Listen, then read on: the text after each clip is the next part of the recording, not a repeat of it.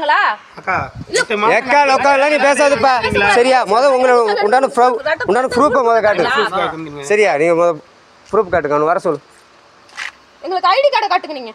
நீங்க வண்டிக்காரங்க தான் எனக்கு அந்த கையில் ஐடி கார்டை கொண்டாங்க. கையில் ஃபஸ்ட் ஐடி கார்டு நீ செல்லில் காட்டுற ஒத்துக்க மாட்டோம்ப்பா. நீ ஃபஸ்ட்டு கையில் காட்டுங்கப்பா ஐடி கார்டை சரியா? ஐடி கார்டை ஃபஸ்ட்டு கையில் காட்டுங்க.